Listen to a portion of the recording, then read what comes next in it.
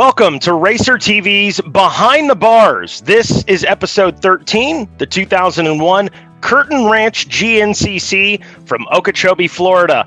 Hi, folks. I'm Mikey Waynes, joined alongside with Johnny Gallagher, Jared Bolton, and Mr. Steve Hatch. Jared, we'll start with you, man. How you doing? Oh, man, I'm doing great. You know, we're crunch time here at our office, but, we got time for one more of these shows before the season starts.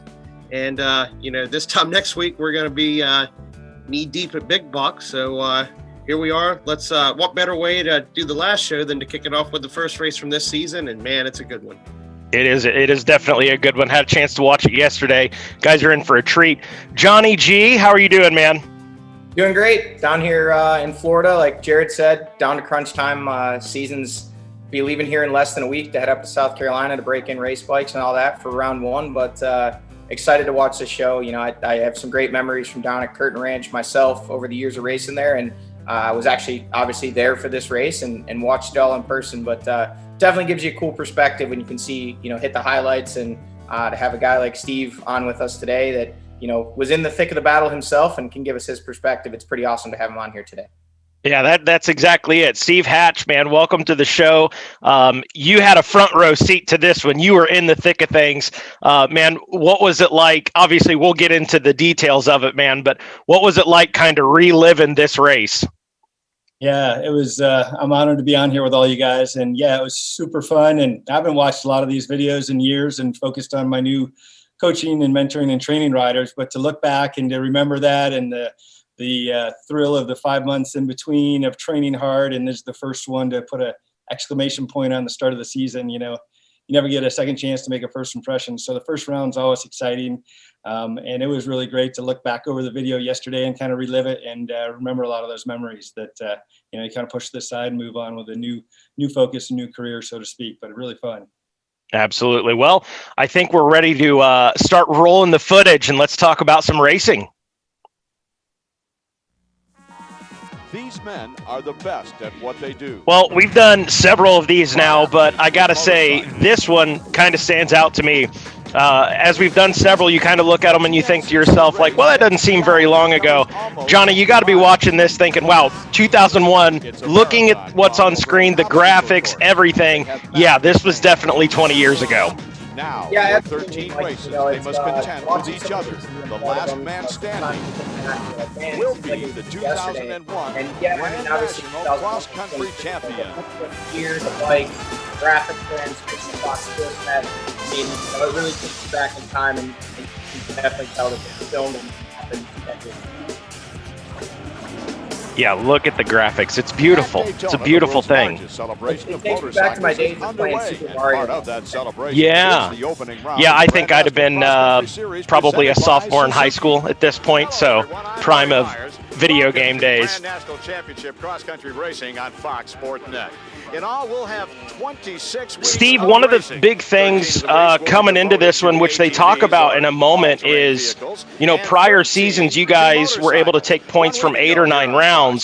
That changed in 2001. Now you're using points all 13 rounds. Those points count, leaving little room for error. So what was it like?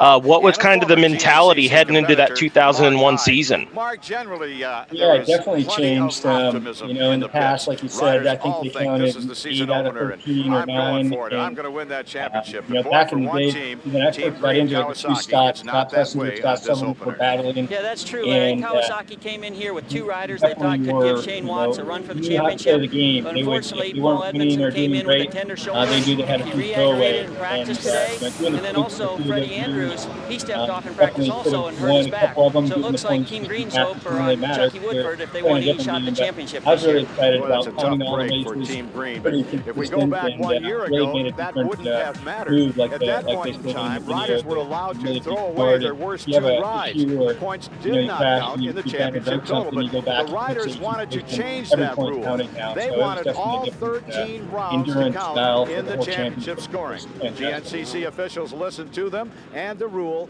was changed. Now, for more on that and the rider views, here's Jen Hildreth. No freebies, Larry. That's the essence of the rule change. No freebies. Freebies are gone. Of the GNCC series. In years past, Bolton, were you at this one? Were you at the 2001 race?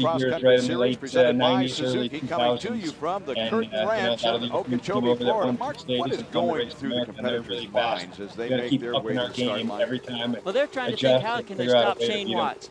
He won this series last year and just Mike, dominated. if I can They've had point a out long, one thing cold here, winter Mike, to think we were about just it, talking and they about don't how want this that show really championship shows going out of the the United age States of again this year. 20 years ago. I Sure, think that's a looking here, good point. here, Bob the bikes, the Walker, graphics, everything our third talk member of the about. broadcast But crew, anything earlier to caught me that up shows with this was Shane 20 years Watts. ago. They Did talked anybody about else get a little nauseous during that helmet Thanks, camera guys. footage? I'm here with Like, 2000 that just really champion shows Shane how Watts, far the first technology, international rider to win the the helmet GNCC cameras, series. the Shane, image tell me how it stabilization, feels. Finally and win back then at the championship in time, GNCCs. we were like, oh my, this is like really literally just riding along with somebody, and now you watch it. Like, what is this? The Blair Witch Project? Like, yeah. what am I watching? It's definitely come a long way. Yeah, it kind of skips out, gives some black and white fuzz, and yeah, I can definitely remember a time when we all thought that was pretty dang awesome, and now it's like a really bad GoPro video gone wrong on YouTube.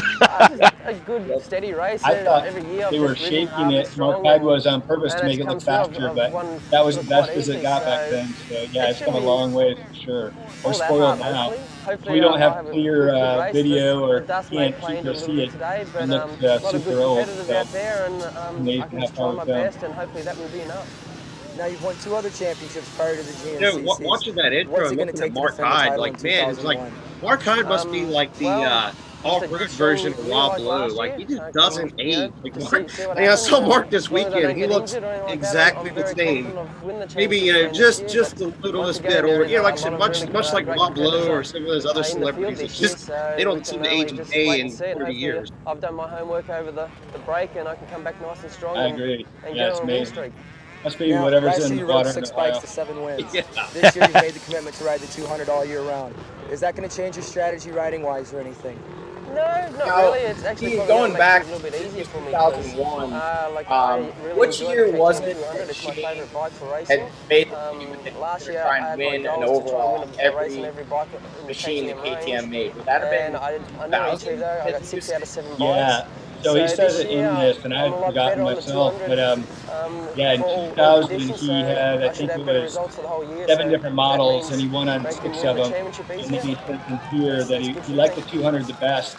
And for those of you that might not know or remember, he won the 6 days outright on a 125. So he was really good on keeping the power in the power band, so to speak. I tell you, and the Larry, 200 what really jumps out at me is the I remember him momentum, the passing sand, down and a the 200. speed. This Me and track some of is these going to be fields. faster than anything I we see think all we might have year. had 6 Those years. We palmetto only had routes, 5. they We can were just running jump the out and RMs grab at you the at any time. time. But yeah, he was fast, and he definitely won, like I said, 6 out of 7 on different bikes. So amazing.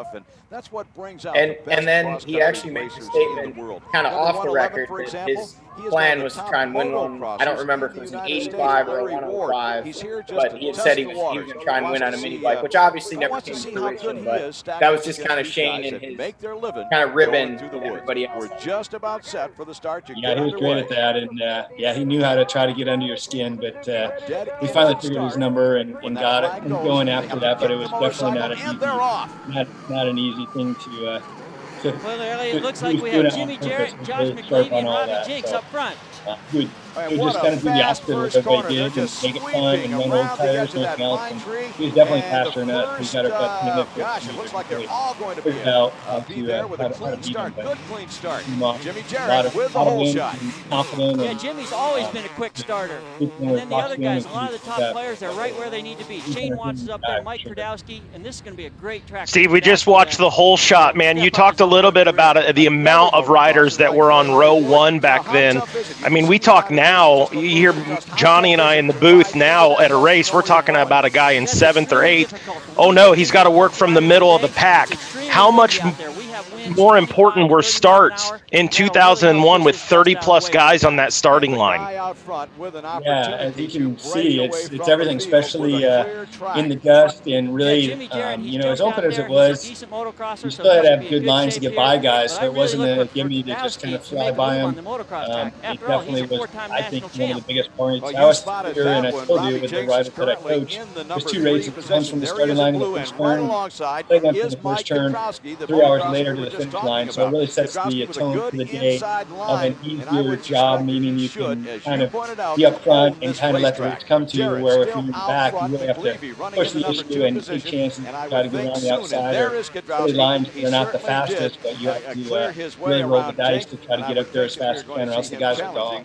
First or second place before they get off this motocross track. Watching this on Yes, and Shane Watts, he's also moved point out past Jared, Robbie, and he is right on Krudowski's wheel. I tell you, if I was Mike Krudowski, I wouldn't want to have the off-road guy passing me on my specialty. Well, now let's back up a second, because Shane Yeah, Watts, I mean, anything's possible, and I've had a lot of people ask me, why don't we run entire motocross tracks anymore? And it's funny, it's like there's a weird, almost dead split of people who say, we running the whole moto track, track. and I'm going, okay, if I tell them no, what am I going to get? I'm either going to get, oh man, come on, or I'm going to go, oh, okay, good. I really don't want to do that. So, it's anything's possible. You might just put a whole moto track back in somewhere, but there's so many riders. And there goes Watts down low. He makes the pass on Kowalski and McLeavy. McLeavy gets him back as he powers around the outside. This is a dogfight that normally you only see in motocross. We'll be back with the exciting action. Come on, Jared. You guys have got water trucks now. We've got the equipment. Make it happen, man. Oh yeah, we got water trucks, but when you got 800 riders out in the woods, you got to get somebody to pull up the ones that are broke down. And guess what? Those guys that drop water trucks are the same ones that they're pulling out guys that are broke down. So it's got to be just the perfect weekend. We got to know that basically a week in advance. Like I said, it's never impossible, but we'll see what happens. I'd love him to come back to the motocross track. I'll drive the truck, the water truck. I might not be very good at it, but I'll spray everything. Oh, there we go. Show these guys, he's the number 1 plate holder. As we're watching this battle on screen, that 7-Eleven machine, Josh McLeavy, I believe he was kind of I wouldn't say short-lived, but he kind of bounced around a couple teams. Had a lot of natural ability, very fast guy out of New Hampshire, somewhere around there. He was up kind of your neck of the woods north, right? Yeah, yep. Josh McLeavy's out of, pretty sure he was out of Connecticut. And yeah, you're right. Super fast. A lot of coming kind of from moto, but didn't really get the game on the mindset side, which is such a big part of it. He always went as fast as he could every second, and outwheeled quite often. So, but a great guy, and definitely he was part of our team later on when it was to the Kawasaki team. He's one of the younger guns that helped mentor and train on that team. So super guy and family and everything. But yeah, it's just definitely a different game. Brings it out. With bike 3 hours. being so close, You there's a ride lot of like a guys, 20, this will be 30 minute the only motocross. time they ride one of these races It gets a all little year. tougher. And what better place Yep. than Okeechobee? They're going to talk about there. There's Josh McLeavy. He was the early leader, but I kind of, to be honest with you, when I first saw him on screen, my first thought was we used to call him the bottle Boy, rocket. Shane Watts, he's really opened up a lead on these guys. And you watch him ride, see how he's and getting this out of the isn't, middle of the I'm track, not staying away from the disrespecting rough Josh stuff. McLeavy. Was It looks like 100 he's come out times on a better trail bike ride. racer I would ever be. But he take a look kind of Mike put all that Laffer effort right out to early dirt. and typically not be Mike able got to in this maintain corner a it little for bit 3 hot, hours. and he tried to get on the brakes another, and get a couple inside years there, ago but when he's Ben going Kelly too and fast, and in the soft sand, he Josh just pushed it Rose to the kind of started limit, making and he got bit. I suppose the front end could top wipe ranks out, of the DNCC. A lot rear of end people could say, wipe out, the well, this whole is the bike first could New wipe England out, riders we've ever this had, terrain. really Shane Watts get up into is, the upper classes making of his way around the GNCC. course back Best. onto the motocross You know, I track. And I here guess is most people Larry just don't Ward. realize He has that GNCC's already been around a worked long up time, to and a the guy number like Josh 2 McLeavy position. was around and doing That's quite Mike well back in Kowalski 2000. No, it's not. It's not. It is Jim Yeah, Jarrett you're right right, behind him. Johnny, and In even third Tommy place, Norton. Jim Jarrett, rider number Some of you 7. might remember that. And you know He what's was from that interesting? I area. already see on Larry's bike, he's missed the hand guard. I don't know if that'll bother him throughout this day, but he's already out there tearing up There's a stuff. ton of guys At there. one point in time, the riders will be There are some fueling enduro in and that some area that GNCC you guys, just but saw yeah, there's Shane been a lot. Watts It's go just through.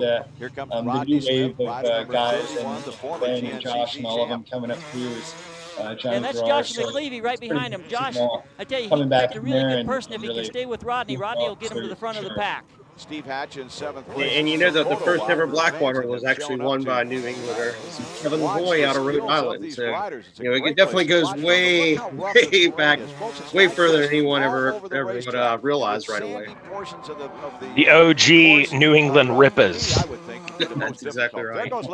Hey, one of the things I noticed as they're going through the pits, compared to today, obviously the size of the rigs. I mean, there's a couple big rigs out there, but man, you look at today, and that's one of the things that a lot of people don't understand about when we get that really, really bad weather. Well, we used to race in the mud. Yeah, we also didn't have 20 big rigs that we had to pull out of the property too. Yeah, everybody's in a box fan back then for the most part, and now it's everybody's got a semi. Everybody's got a semi. So, yeah. It's one of those things. The Bike Pro Row has gotten to. I remember a few years ago when we added a couple of teams, and I remember coming out in this pack of the pro row riding sweep, and I come out, you know, get on the gas and going down pro row, and I start chopping the throttle, and I'm going, wait, there's like another 200 feet here. It's got to pick it back up, you know, in the mix with everybody. So it's one of those things. We actually just had a discussion before we started the show here in the office. Might see just a small change in pro kit layout at some races here, not every race. Yeah, So that's we the might great mix thing things about up a Shane. little He bit and just have kind of a looks like new he's look. out for a trail We'll ride. He's have not some using a lot of semis energy, parked which is maybe a gonna be little bit important coming differently, into or this it race. might show up and be exactly the same we've been doing for a few years. So little teaser there. Stay tuned. All right, I like that. See if Larry Ward, who was in second place, Steve, watching what we got going on screen here, you know, they're just showing Larry Ward, Well, obviously Larry a certainly has the speed for top it. His biggest motocross problem rider is just a going few to be years before this is his first this was off-road all race. going on. Does he pace You himself? know, this Does he was go kind all of during out the till he time catches there's Shane? kind of Will he a have anything left influx at the of end? That's the question during that the time, needs to be and answered. even going back to 1993 when Fred Andrews came to GC in 92 and won the title in 93, if I'm not mistaken. You know, and it kind of started bringing more moto guys in. So you got that going on, and you being a career Woods guy, what was that like to race those guys? And then also, Shane was one of the first, and Paul Edmondson as well was one of the first international guys to come over. So I think this was the time when GNCC really established itself as kind of the destination for off-road supremacy in the world at the time, and you know, people, it was just an influx of talent. What was it like to be a career off-road guy and have all these guys to race against? Yeah, good point, Johnny. It was definitely different. You know, we'd hear rumors that you know, whatever, Brock Sellers was coming, or you know, Larry Ward, or different guys coming over from Moto. And obviously, Mike Kudrowski being teammate here in this for about 5 years, I was on the team with him. Guy Cooper was a teammate before all this, so there was a lot of guys that transitioned from motocross into off-road because they thought they could extend their career, but they're definitely fast. The things we hoped for and counted on was they go really fast for an hour or 2 hours, but it's a 3-hour race, so we could get to the main. You know, Larry did a great job in this race, and I think it's one of those things we knew they would kind of come and go. So as a real racer for the championship, I never gave it too much, you know, credit or took away too much credit. They were amazing guys and amazing that they got to do their races. But as far as the championship, I didn't think about them quite as much. It was like we went over and tried an outdoor national. Watching how fast they were and the bike control was really amazing. Obviously, the tree routes or reading the track, or as the race really progressed, and how to get to the smoother lines and really have that endurance for 3 hours, as you know, it's definitely figuring out the body, figuring out the train, figuring out how fast you can go for how long, and to get your best race. So a lot of them went obviously too fast, consuming, and by the end ran out of energy. But you know, guys timed it right.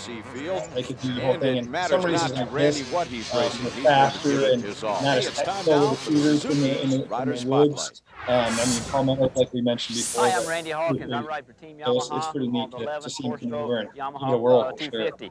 You see my rig behind us, my teammates, so we're fired up. I think this is where we're going to get a rider profile from Mr. Steve Hatch. Steve Hatch. We'll listen in. Off-road, riding the number 4 Suzuki. Running the 2001 GNCC series. Looking forward to changing this number plate from a number 4 to a big number 1. G'day, this is Shane Watts here. I'm from Australia. I'm the defending champion for GNCC. Hopefully here for a good race today. I know I've got my KTM 200. It's going to be working really well, and things should work out well for me. I hope hopefully be on top of the podium. And at the end of the day, I want to keep the number 1 for the year 2001. Well, the first round of pit stops are I was giving Mark Hyde the props, but Steve, man, you haven't aged much either, man. That's pretty impressive. Guys, we haven't even raced an hour yet. And I import the water from Ohio, where Mark. Kawasaki guys probably wish they would have done that. Amazing what a little bit of being active and clean living will do for you, huh, Steve? That's the goal, you know. Once we're done here, still heading to go cross country ski and head to the gym. I think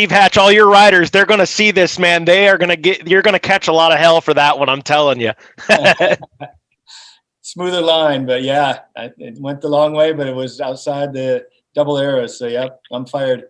Hey, this is before we now have the placards, which are very clear. The double arrows, I personally feel over the years, the double arrows are very confusing. What is double arrows? What isn't? You could have 2 arrows, but if they weren't exactly parallel and pointing the exact same way, they're not technically double arrows. So now with the placards, that's all gone. Anybody that doesn't go through those 2 placards that we have now, you're proving you just don't care. Where again, back then it was super easy to, in the heat of the moment, those are kind of hard to discern which ones are double arrows and which ones aren't. It made a difference in our last round of last year for the bike side of things for a few guys. And boy, those fellas, they've had a long time to think about that this off season. And I bet you we won't. I'm not saying we'll never see it again, but I bet it'll be a while before we see some bike guys mess up on that, because that was some penalties passed out, and for sure. Another thing that I was going to point out there, Steve, and I know this is still true today, Shane Watts just looks so smooth in the sand. It doesn't look like he's going that fast. What were your see Josh McClevey connecting with the lapped rider there? That's part of GNCC, man. You know, you gotta watch for those obstacles, even if they happen to be out there racing as well. What was it like back then? And you know, I'm sure you still hear it today. The Aussies just kind of seem to have that flow in the sand because of where they come from and what they're used to riding. Was this almost to a degree something that you guys kind of just took Florida and thought, well, you know, I'm going to ride my own race because I'm not going to try and race Shane head on, or what was your thought on that? Yeah, I mean, personally, I would have loved to have raced him head on. He was just faster than us, plain and simply.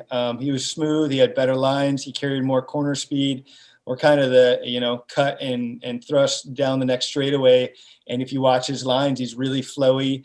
Doesn't really knife the bike or hit a berm hard and then get off to the inside or outside. He keeps a lot of good momentum, and that's part of the trick of the 6-day guys, especially. Their flow and their lines were definitely smoother, faster, and better than ours. And a lot of us, as you can, you know, kind of reliving this video yesterday, watching it for this, you can see we're kind of knuckleheads. We're just tough, brutal, going through the rough stuff, which sometimes, you know, I even tell my guys nowadays, it's the paralysis by analysis, meaning you're trying to find the smoothest line, and you're actually, you're finding the smoothest line because you're going really slow. So it's a fine line. He was going really fast and made it look smooth and easy, where his bike skills and his light heavy on the bike, it's kind of like ballet on a motorcycle. I mean, I remember a few times him passing me, and, you know, I swear his wheels weren't hitting the ground. You know, he was just hovering and weren't getting kicked around, where, you know, I think it's just one of those things that they just ride it really smooth and light, where a lot of us guys smash the berms and ride the bike pretty heavy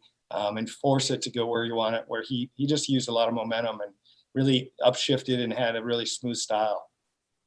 And I think if you watch the racing action today, I think we'd all have to acknowledge that the way the guys ride now has been so influenced by the Europeans. And as you said, you know, ISDE. And a lot of people, I think if you talk to people in a more current era of GNCC, a lot of people attribute that to Juha, which, don't get me wrong, Juha definitely took things to the next level from Shane. But, you know, Shane being from Australia, he definitely had that Euro style. And in my opinion, he was one of the first guys to really bring that stand up, feet on the pegs, that flow, and you know, kind of the way most of the top guys ride nowadays. Yeah, you're right. I mean, we studied him like crazy just to try to beat him because he was that fast. But we ended up totally changing our lines and trying to get that flow better and go outside to inside and cut across. And, you know, it's still obviously, like, look at his lines through here. He just kind of would ride the edges really well and really precise and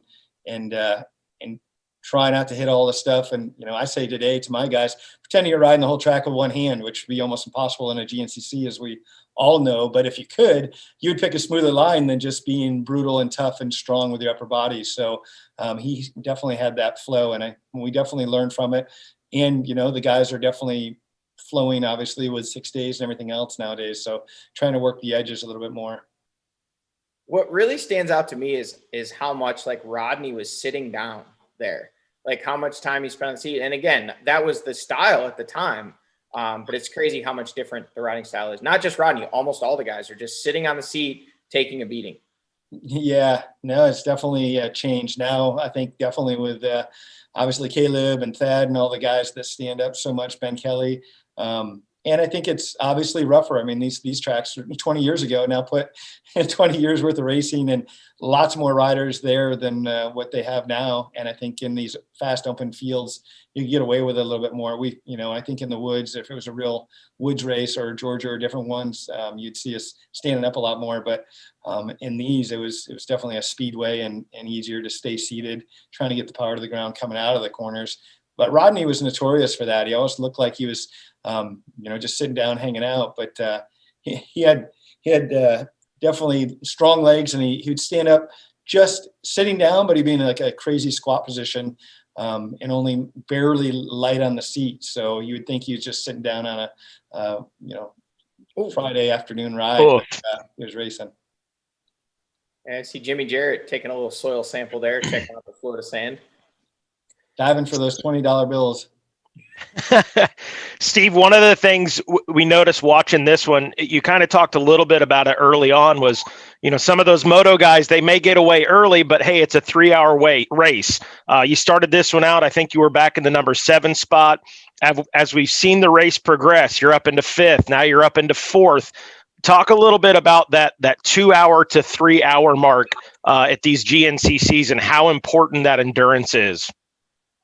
Yeah, it's everything. It's really easy, Mikey, to, basically override the race. And, most motocrossers, and myself included, coming into the GNCCs, go as fast as you can until your tongue hangs out, and then try to survive the last hour or 2 hours or whatever it is, depending on how good a shape you're in to begin with. So, my theory had been and still is for my riders to attack, the start and try to get a good start and attack that first lap the best you can, maybe 99%. But then if you can get into a rhythm at 90% for the next couple laps, and then after gas go to 95, and then after gas with 2 laps to go to 100%, because if you already spend all your energy, you're never going to get it back. So try to save a little for reserve, and the last 2 laps was winning time, in my opinion. So there's definitely strategy to it, and it's easier said than done, because anytime we're all racers and on a dirt bike, all you think of is going as fast as you can, which we're still going as fast as we can. But a lot of the stuff that I used even way back then with heart rates and training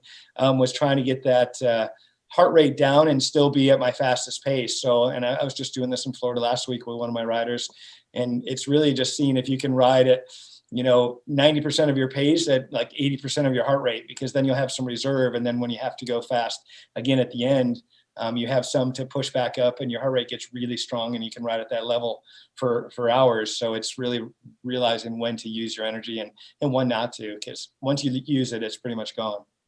Well, we saw you there on the moto track just a second ago, practicing what you preach up into the number 3 spot. And then how devastating is this? I mean, we see how he comes back after this pit stop, but I mean, what's going through a rider's head and a mechanic's head, a team manager's head in a situation like we're seeing on screen? I've had this happen to me numerous times, and it seems like it always happens when you're having a really good race, either winning or in the top 3. And just like Larry Ward's bike, they had the old spindle style air filter bolts that were like 900 threads, and God only knows why, but it would take felt like an hour and a half to change an air filter. I'm sure it was only a minute or 2, but it still felt like forever. I had one at one of the wins of my 8 that I won in High Point, Mount Morris, and it was so dusty, way dustier than this. And I got the whole shot, I remember, and was leading the first lap, and we had filter skins on, and I got 3/4 away around the first lap, and I had to pull my own filter skin, and I was in the lead. So I knew it was going to be a long day. So we ended up going through 2 filters that day, but I had to pull in with a lap to go in the lead. I had about a 45-second lead over Rodney Smith and Fred Andrews. Saw those guys pull in. And I remember sitting on the cooler at the time by the box van, and I had my goggles on and ready to go, and just sitting, down, perplexed, my hands on my legs. And my team manager, Mike Webb, at the time came over and goes, "Steve, you all right? What's wrong? What's wrong?" I just had my head down. He goes, I just really want to get going. Like I was Darth Vader stealth, pissed off / going into this zone. And they got the bike done, and I pinned it all the way around the last lap and won the race. But it's the hardest thing ever, because you're out there in such a adrenaline junkie chaos, and to really jump out of it and to stop, it's really hard to do. And then to turn it back on like a light switch back and forth, you're just adrenaline's going so much. You just want to help them, or you want to do something that would help. But the fastest way is just to be quiet and to make sure the mechanics can do their job and get back on the track as fast as you can. There's never a more tense time in the pits than when a rider is in a situation like that. You can feel it in the air. The battle on screen right there, the back and forth. Boy, that was a fun one. Yeah, that's cool. Actually, Larry Ward still has like a little bit of a connection to GNCC in a way, because actually at Camp Coker, if you find the old Supercross track, which is it's all grown over, and unless you know it's a Supercross track, you probably don't know it's a Supercross track. That was actually Larry Ward's practice track right there at Camp Coker. He was friends with Hank Marie, whose family owns Camp Coker, and Hank was a good amateur motocrosser, Team Green kid, back on a mini bike, and they were friends from back in the day, and kind of got together there. And Larry lived right there in Society Hill for a while. Jarrett and Ward still battling around that lap traffic right there. See, some things don't change. Jared, we still run one straightaway, that Supercross track. We did actually, yeah. This past year, we ran along the edge of it. Yeah, we ran the edge. It was actually an old whoop section, which instead of being full blown Supercross whoops, they were about this big now. But if you rode it, you still got to say, hey, I've ridden Supercross whoops. You ain't got to tell everybody exactly what they were. You just say, I blitzed through some Supercross whoops. I mean, or at least that's what I do. Well, bragging rights. Yeah, exactly. Well, Steve, we see you ended up finishing. Oh, sorry, Johnny, go ahead. No, go ahead. I was actually just going to point out one other thing. When you were on that moto track watching your bike, do you ever watch these old races and think about how soft your setup was back then compared to like what a race off-road setup would be now? Oh, for sure. Yeah, they look super soft, and we set them up. Obviously, 90% of this track was kind of open, and those fields are a little bit faster and rough. But the moto track, it was not set up correctly for sure. We ended up going the last few years of my career almost to motocross settings in the mid to deepen the stroke. And the initial stroke was obviously softer for the tree roots and rocks and ruts. But yeah, it looks so soft looking back at it, Johnny. You're right. And I think the other thing that's interesting to tell the people is, behind the scenes with all the lappers, same thing. But the year, I think before this, my wife and I talking about probably why I got third. Should have been second. First, right?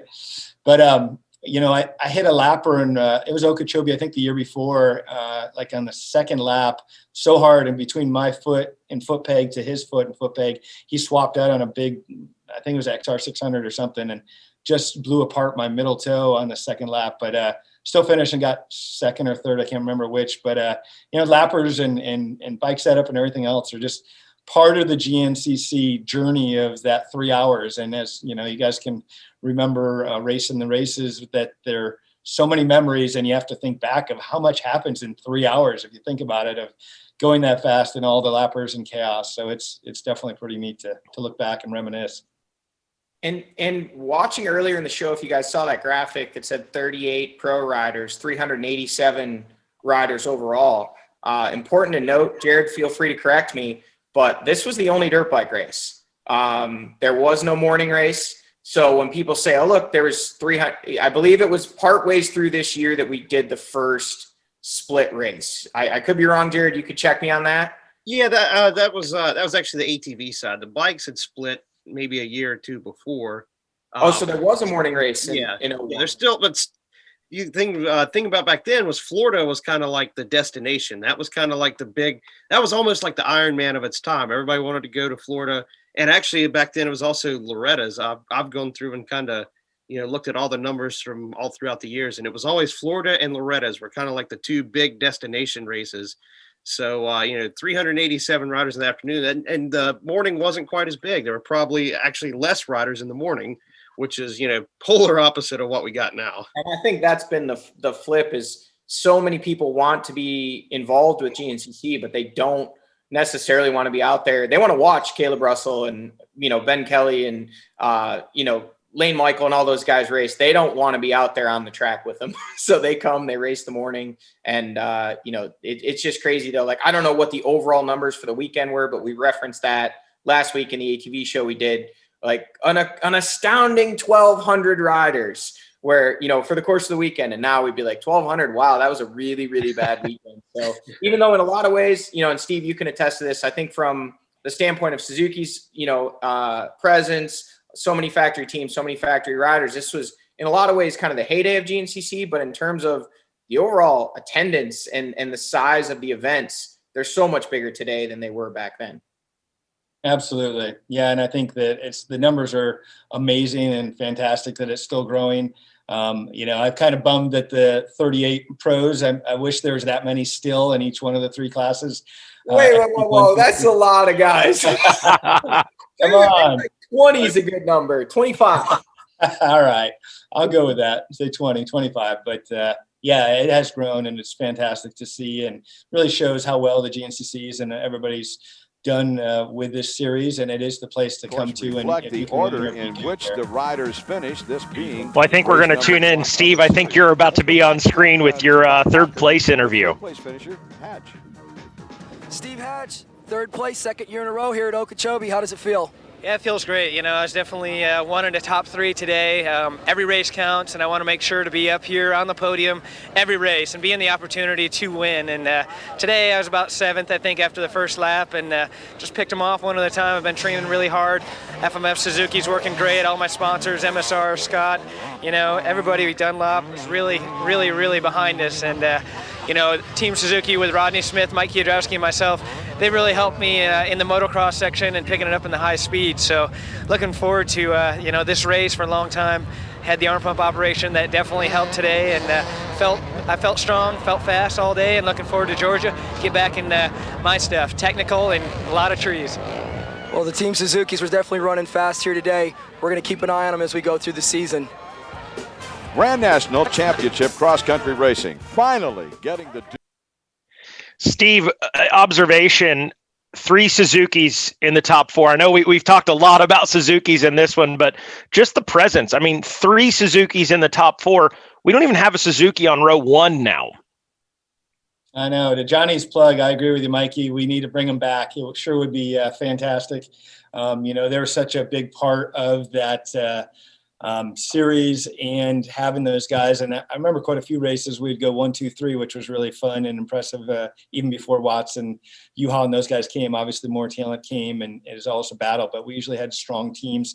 And as you guys know, when you have strong teammates, nobody wants to be the lowest guy on the totem pole of teammates. So we pushed each other, and would be great to have Suzuki back. They're really had been back in the day an aggressive company, and it would be great to have them back because it needs all the players. A lot of them are coming out and coming over from Europe with different manufacturers.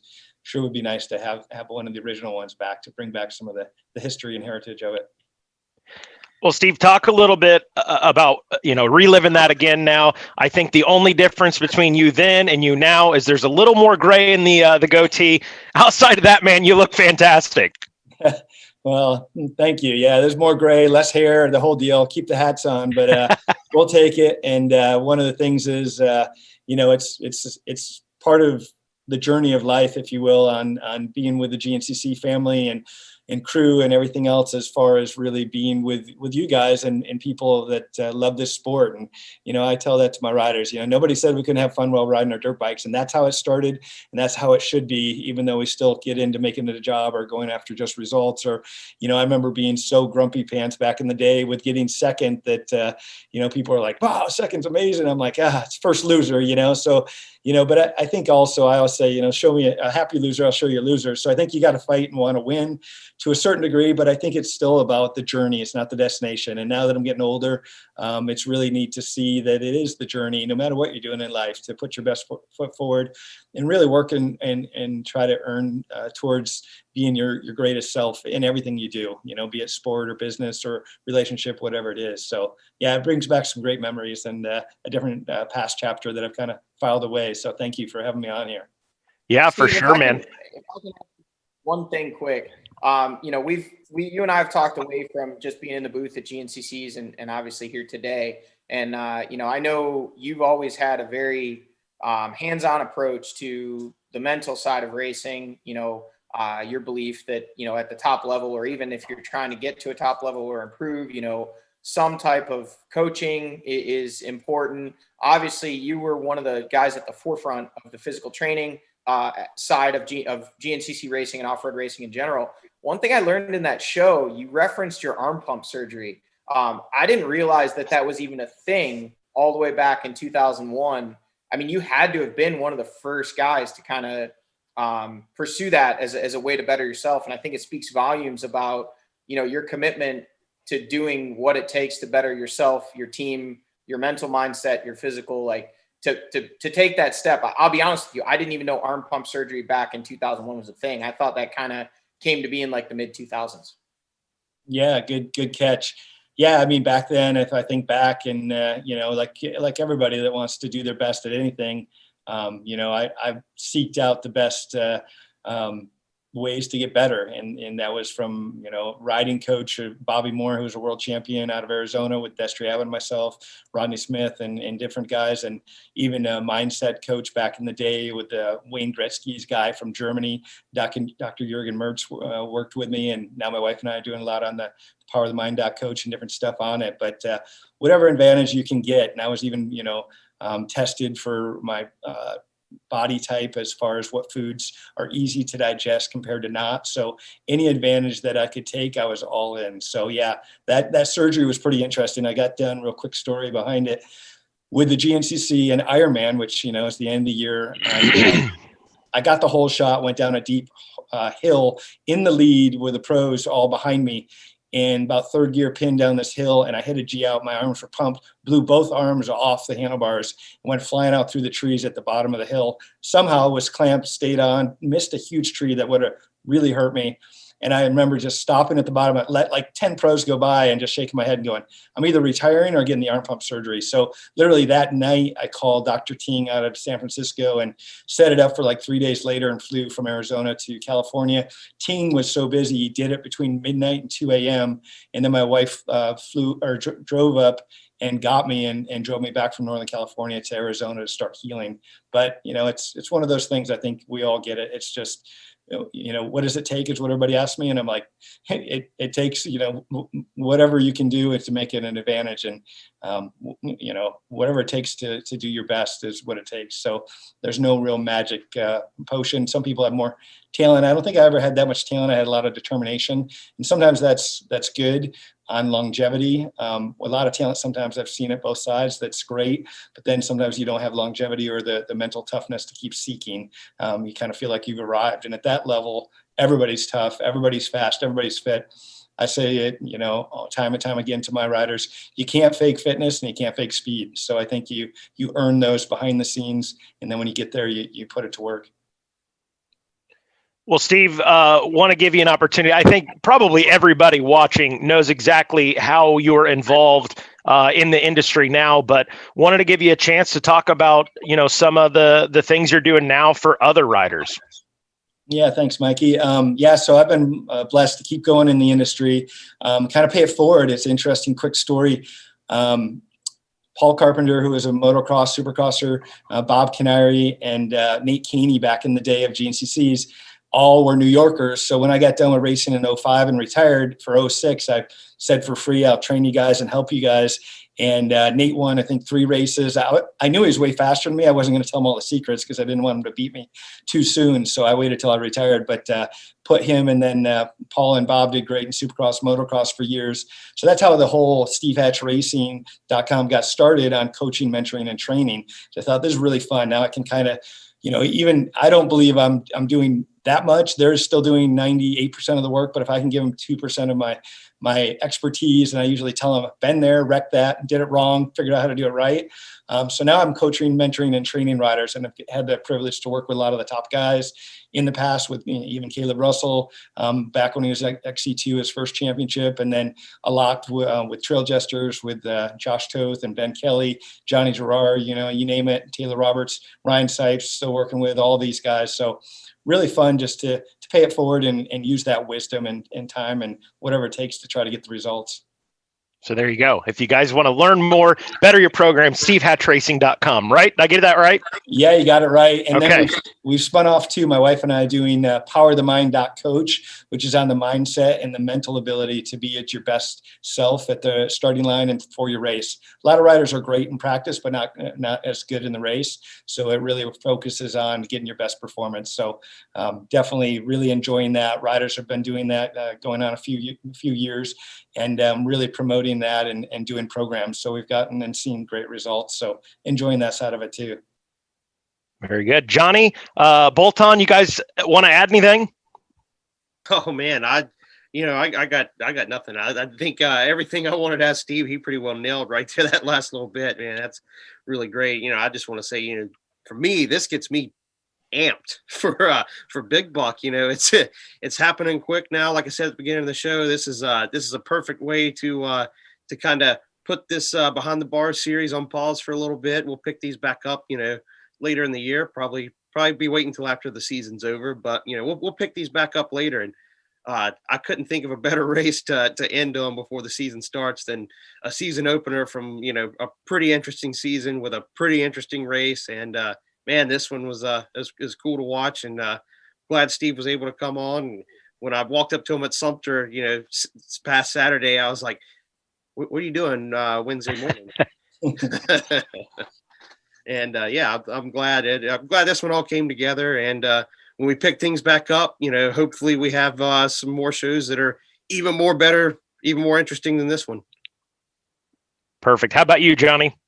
Yeah, no, thank you guys so much for having me on. It was a blast. It is definitely a trip down memory lane for sure. Kind of ironic. I didn't really think about it till right now, but right over there, about 40 miles is Kirton Ranch, where this race happened. And honestly, when I said we raced an FTR, maybe less than 10 miles down the road on Saturday, I completely forgot that on Wednesday, we actually went to what is now called Thundercross and rode, Walker and I did, which is Kirton Ranch. So I was actually on this property a week ago today, riding the moto track, which it looks completely different now.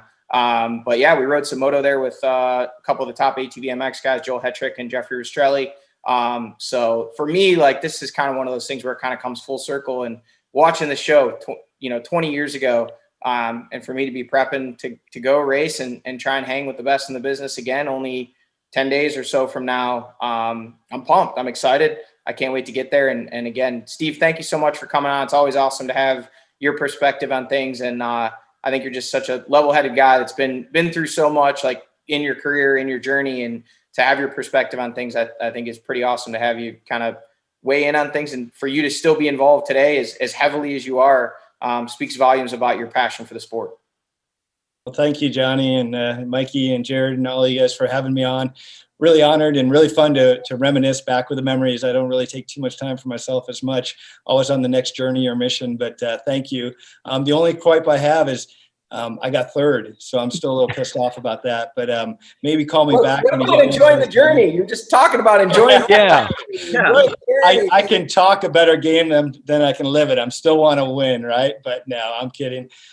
So yeah, thank you. It's been really fun, and Florida was always one of the favorite races, and perfect, like you said. I'll see everybody in a couple weeks, and I know everybody's been training hard for the first GNCC. So thank all of you for your hard work, and really honored to be on here and part of the programs. Thank you.